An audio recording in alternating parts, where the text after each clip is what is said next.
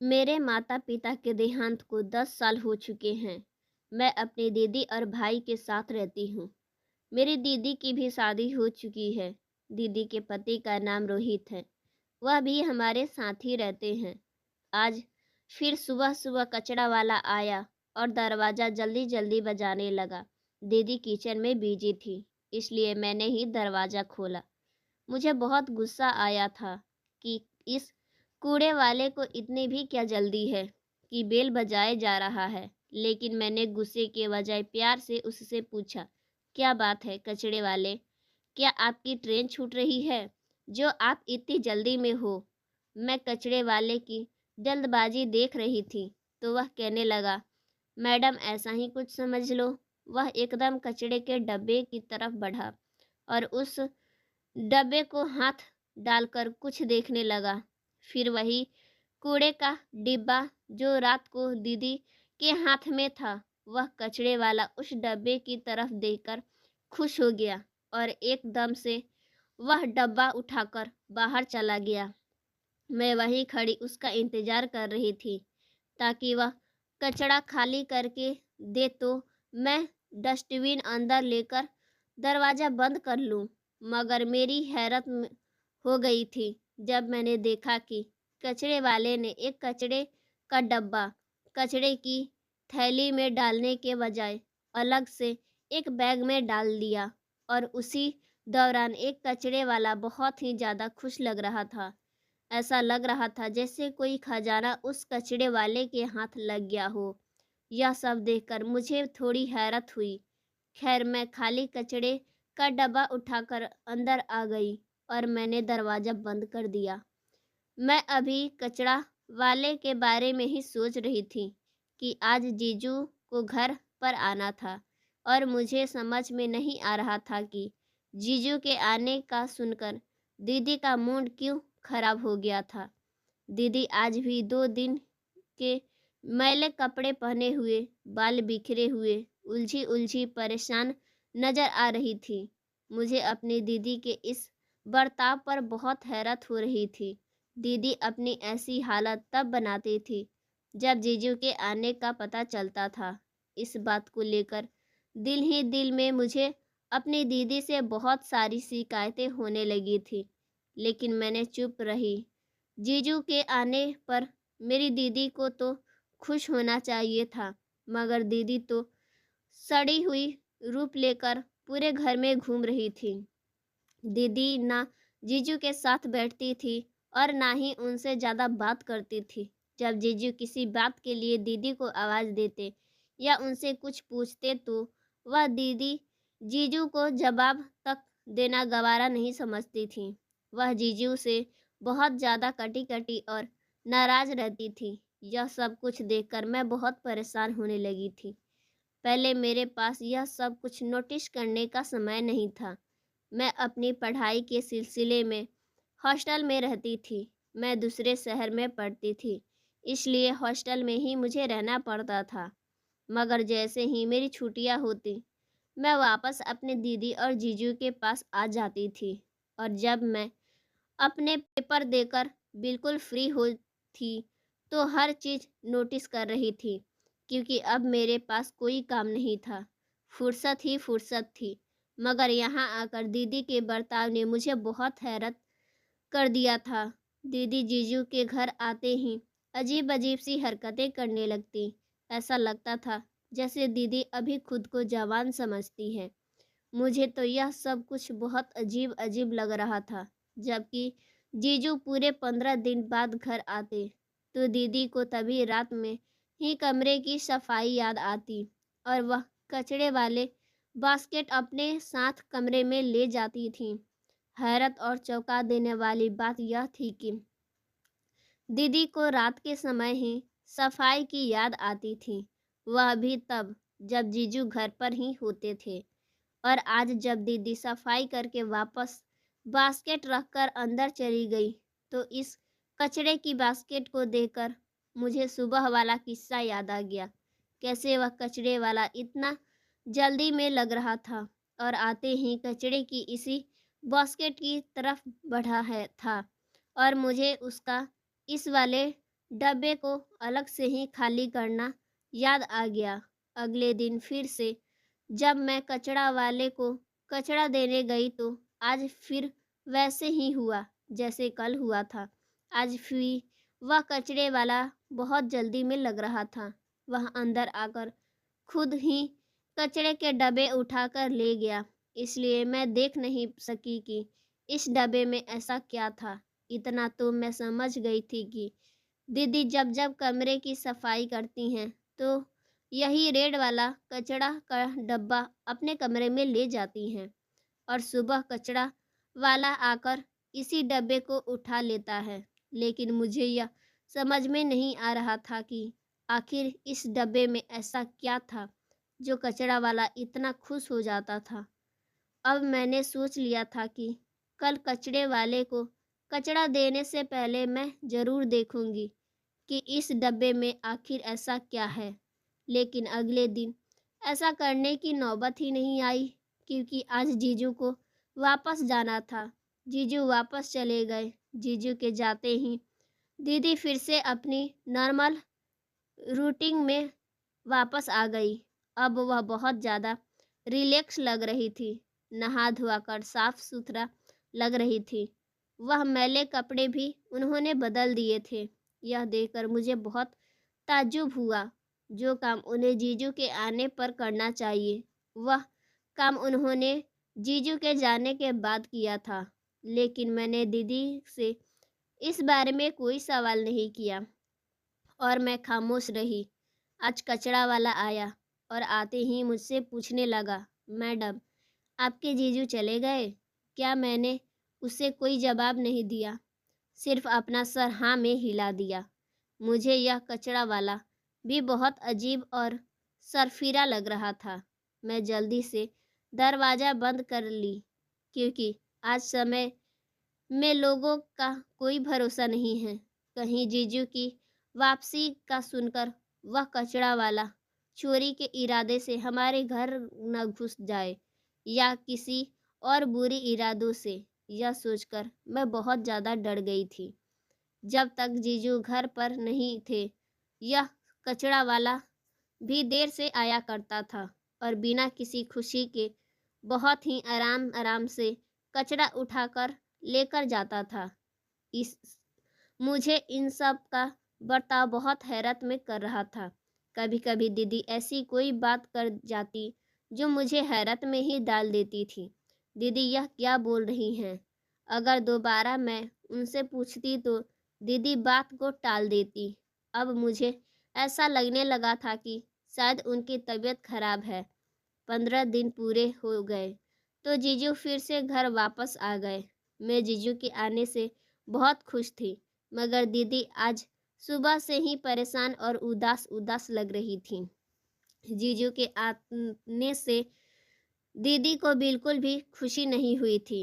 वह यह बात देखकर मुझे बहुत बुरा लग रहा था। मैं वही सोचती रही थी कि दीदी का बर्ताव ऐसा क्यों होता है। वह हमारे जीजू के थे। सारा सारा दिन घर के बाहर जाकर हमारे लिए मेहनत करते हैं। शहर से दूर अकेले रहकर भी उन्होंने हमारी ही फिक्र रहती है। हमें थोड़ी सी भी कोई प्रॉब्लम होती तो वह दौड़े दौड़े हमारे लिए आते थे। मुझे अपनी जीजू की बहुत मोहब्बत थी। घर में सिर्फ दीदी और मेरा छोटा भाई रहते थे। जीजू दूसरे शहर में रहते थे। शुरू से तो दीदी ऐसी न थी, मगर अब न जाने दीदी को क्या हो गया था। फिर मैंने सोचा, हो सकता है दीदी और जीजू के बीच में कोई नाराज़गी चल रही हो और दीदी जीजू से नाराज़ हो। आज भी मैंने दीदी को अपने कमरे में सफाई के इरादे से कचरा का बास्केट ले जाते देखा तो मेरे दिमाग में बहुत सारे सवाल आने लगे। सुबह जब कचरा वाला कचरा लेने आया और मैं कचरा वाले को कचरा देने के लिए गई तो मैं यह देखकर बेहोश होते होते बची। मेरा सर बुरी तरह से चकरा गया था। मैंने दीवार के सहारे से खुद को गिरने से बचाया। मैं यह सब कुछ क्या देख रही थी? मुझे अपनी आंखों पर विश्वास नहीं हो रहा था और मैंने दिल ही दिल में सोचा, क्या यह सब कुछ दीदी ने इस कचड़े के डब्बे में डाला है? अगर यह सब कुछ सच था तो वह बहुत ही अजीब सच था। दीदी के दिमाग की हालत तो ठीक थी। कोई भी इंसान अपने होश हवास में ऐसा कैसे कर सकता है? आखिर मेरी दीदी ऐसा क्यों कर रही थी? मुझे अपनी आंखों पर यकीन नहीं आ रहा था। तभी कचरा वाला आगे आता हुआ दिखाई दिया, लेकिन मैं कचड़े के डब्बे से वह चीज़ निकाल चुकी थी। कचड़े वाले खुशी खुशी आगे बढ़ रहा था। मुझे उसकी खुशी फूटी आंख नहीं भा रही थी।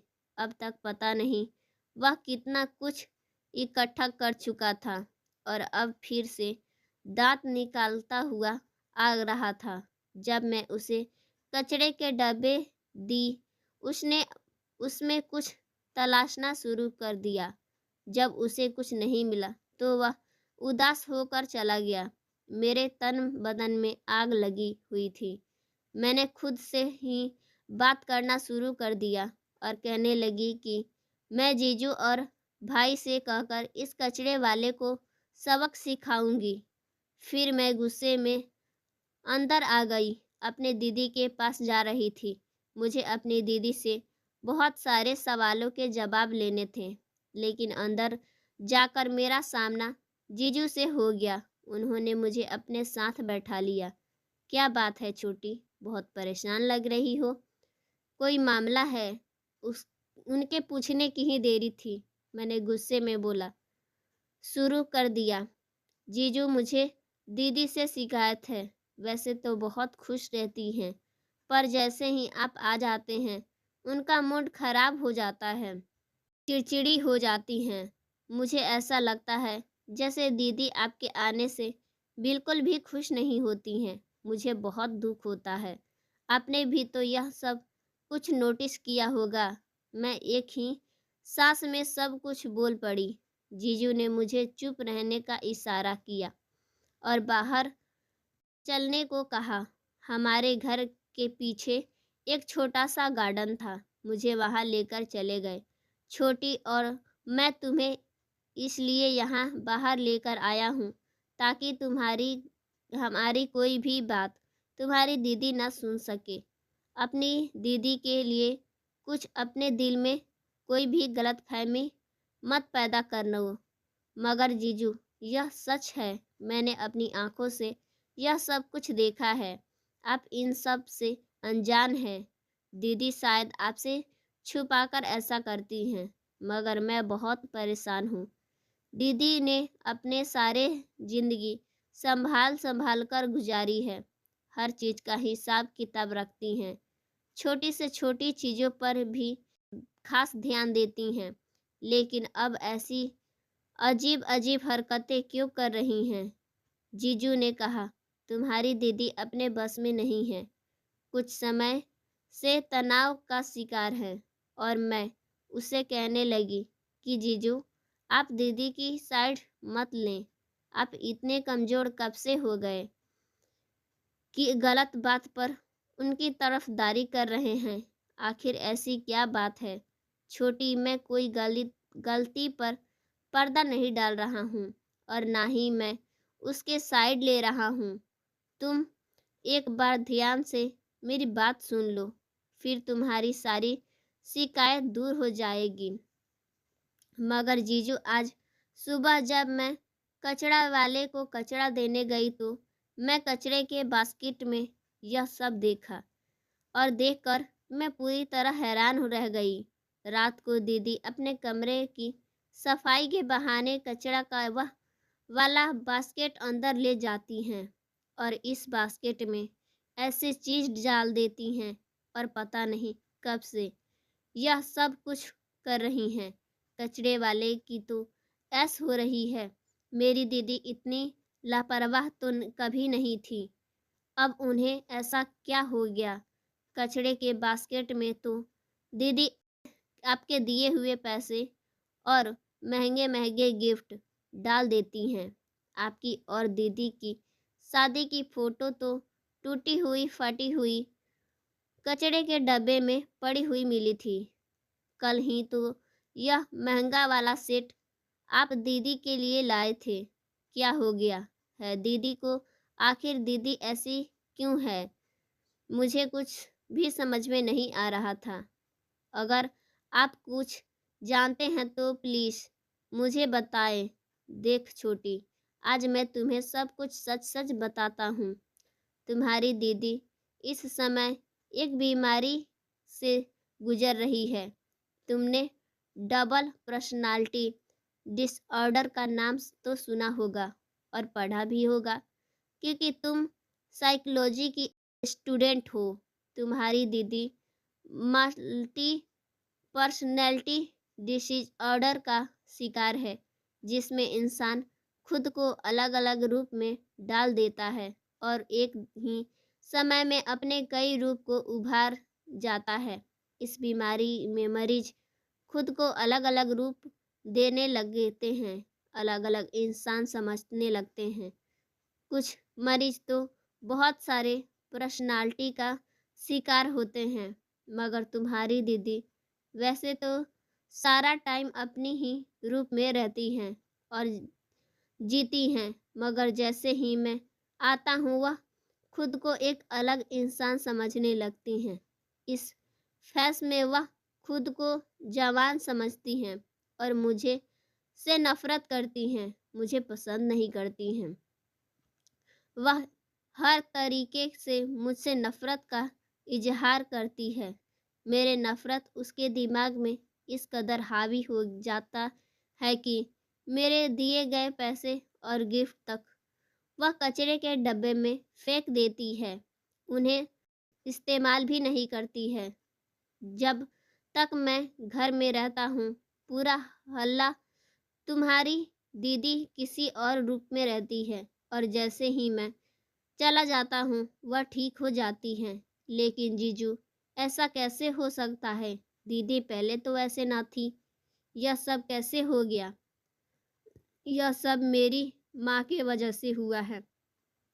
तुम्हारी दीदी जब शादी करके मेरे घर आई थी, तो बहुत सीधी-सादी थी। किसी बात की कभी कोई जवाब नहीं देती थी। लेकिन मेरी माँ उसे बहुत ज़्यादा डाँटती रहती थी। ज्योति कितने भी अच्छे खाना बना ले, लेकिन मेरी माँ उस खाने में नुक्स निकाल ही देती थी। हर चीज़ में नुकसान निकालती रहती थी।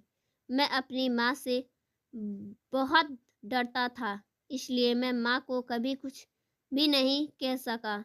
माँ ने तुम्हारी दीदी को इतने टॉर्चर दिए कि उसकी दिमागी हालत बिगड़ गया और वह इस तरह की हो गई। मेरी माँ तो गुजर चुकी है, लेकिन उनके जाने के बाद भी तुम्हारी दीदी के दिमाग में यह सारी बात घूमती रहती है और मेरी गलती यह थी कि मैं अपनी माँ के आगे अपनी बीवी के लिए कभी कुछ नहीं कहा, उसको कभी रोका नहीं। जिंदगी जिसकी वजह से तुम्हारी दीदी मुझसे नफरत करती है, लेकिन मैं इलाज करवा रहा हूँ। तुम्हारी बहन बहुत जल्दी ठीक हो जाएगी। उसके बाद जीजू ने दीदी का काफ़ी जगहों पर इलाज करवाया और धीरे-धीरे मेरी दीदी ठीक हो गई। अब दीदी और जीजू से पहले जैसे प्यार करने लगी थी। सो फ्रेंड्स, स्टोरी अच्छी लगी हो तो लाइक कर दीजिएगा। चैनल पर नए हैं, चैनल को सब्सक्राइब कर दीजिए।